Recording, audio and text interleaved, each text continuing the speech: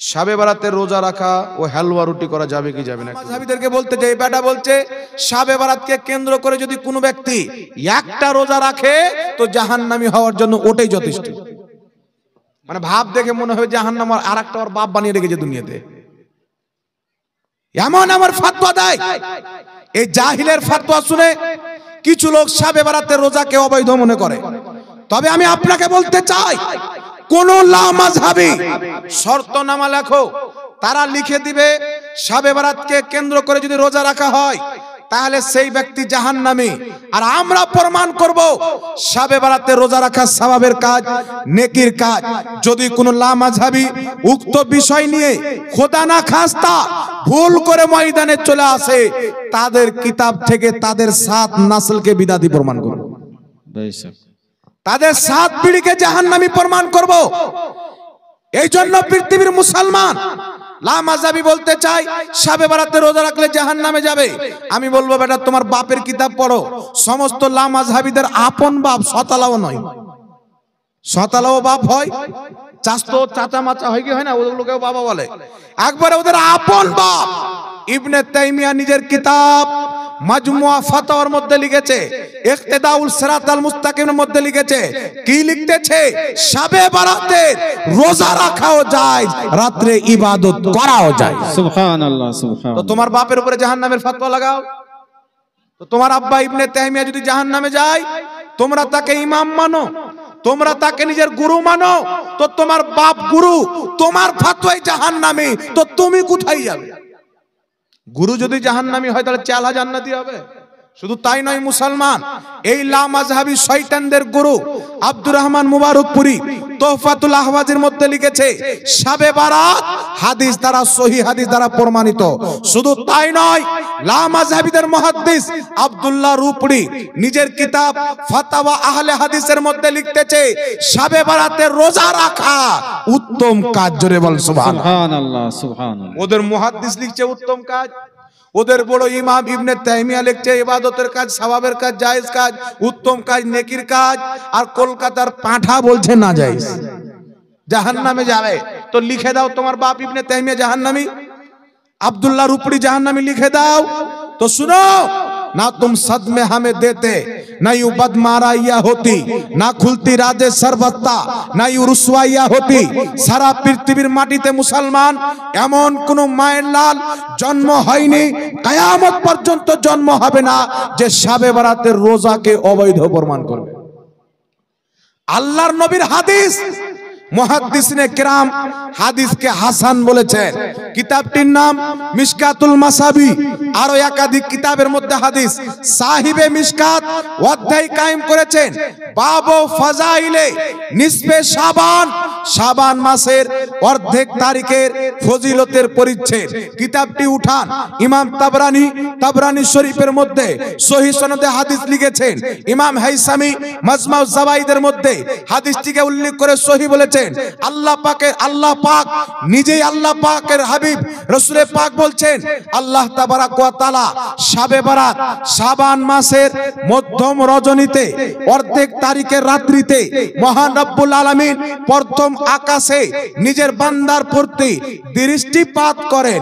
যেমন তার শানের যোগ্য, সারা রাত আল্লাহ পাক ডাক দিতে থাকেন, কে আছো আমার কাছে ক্ষমা চাইবে, আমি তাকে ক্ষমা করে দিব। কে আছে আমার কাছে রিজিক চাইবে, আমি তাকে রিজিক দিব।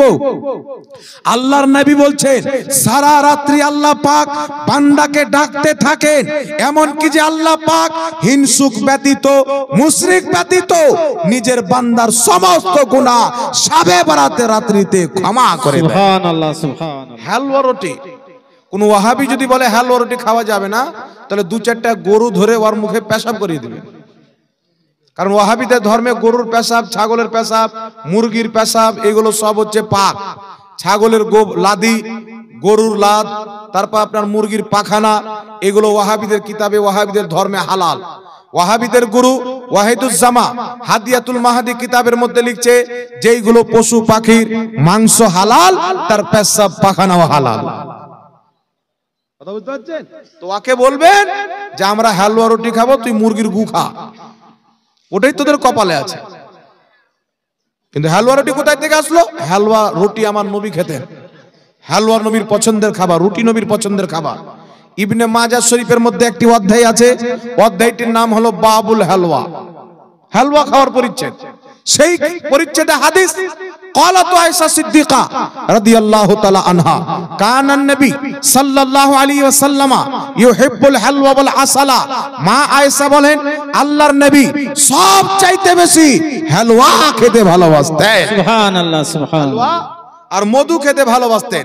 সুতরাং শাবে বারাতের একটি ফজিলতপূর্ণ রাত দিন মনে করে কোন ব্যক্তি মুমিন মুসলমান যদি হালুয়া রুটি করে, যে এই রাত্রিটি ফজিলতপূর্ণ রাত্রি, দিনটি ফজিলতপূর্ণ, এই রাত্রিতে আল্লাহ বান্দার গুনাহ ক্ষমা করে। সুতরাং আজকে যে খাবারটা খাবো নবীর ভালোবাসার খাবার, পছন্দনীয় খাবার হালুয়া রুটি খাবো, এটা শুধু জায়েজ নয় বরং ভালো। কথা বুঝতে পারছেন? বরং ভালো। তবে কেউ যদি এটা মনে করে যে হালুয়া রুটি না করলে শাবে বারাত হয় না, তাহলে এটা হলো মূর্খাম। শাবে বারাতের জন্য হালুয়া রুটি নয়, হালুয়া রুটি হবে নবী মুস্তাফা পছন্দ করতেন তাই। কথা বুঝতে পেরেছেন? নবী ভালোবাসতেন, শাবে বারাতে হালুয়া রুটি করেন, ঈদের দিন হালুয়া রুটি করেন, রমজানে হালুয়া রুটি করেন, যে কোনো দিন নবী পাকের পছন্দের খাবার মনে করে হালুয়া রুটি খাবেন, আল্লাহ আপনাকে সওয়াব দান করবেন। আরেকটু জোরে হবে না সুবহানাল্লাহ? সুবহানাল্লাহ। তো শয়তান তো চায় না যে মানুষের গুনাহ ক্ষমা হোক, শয়তান তো চায় না মানুষ নেক আমল করুক। তো এই দাড়ি টুপিওয়ালাকে খেলাফত দিয়ে শয়তান বানিয়ে দিয়েছে, এ বেটা নেকির কাজকে হারাম কাজ বলছে। তবে নবী পাক কি বলছেন? মিশকাতুল মাসাবির মধ্যে হাদিস, বাবু ফাযাইলে নিসফে শাবান, আরো একাধিক কিতাবের মধ্যে হাদিসটি লিপিবদ্ধ রয়েছে। মনে রাখবেন হাদিসটিকে মুহাদ্দিসিনে কেরাম হাসান বলেছেন, হাসান পর্যায়ের হাদিস। আর হাসান হাদিস ইসলামের দলিল।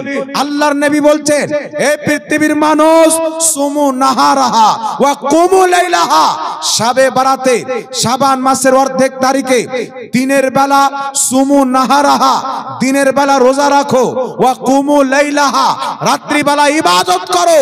যদি শাবে বারাতে দিনের বেলা রোজা রাখো, রাত্রে ইবাদত করো, আল্লাহ তোমার সমস্ত গুনাহ ক্ষমা করে দিবে। একটু জোরে হবে না সুবহানাল্লাহ? আল্লাহ তোমার সমস্ত গুনাহ ক্ষমা করে দিবে। এটা হচ্ছে নবীর হাদিস। আর আহলে হাদিস মৌলবি বলছে আমরা হাদিস মাননেওয়ালা, শাবে বারাতে রোজা রাখলে জাহান্নামে যাবে, আর নবী বলছেন জান্নাতে যাবে। তাহলে এরা হাদিস মানে না খ্রিস্টানকে মানে? এরা হাদিস মানে না ইহুদিকে মানে? এই জন্য পৃথিবীর মুসলমান নামাজ দেখে মুসলিম কিনা ভাবা যাবে না, রোজা দেখে মুসলমান বলা যাবে না, দাড়ি দেখে মুসলমান বলা যাবে না, বক্তব্য শুনে মুসলমান বলা যাবে না। মুসলমান কখন বলা যাবে? যখন তার ফতোয়া, তার আকীদা নবী পাকের পক্ষে হবে, তখন তাকে মুসলমান বলা হয়।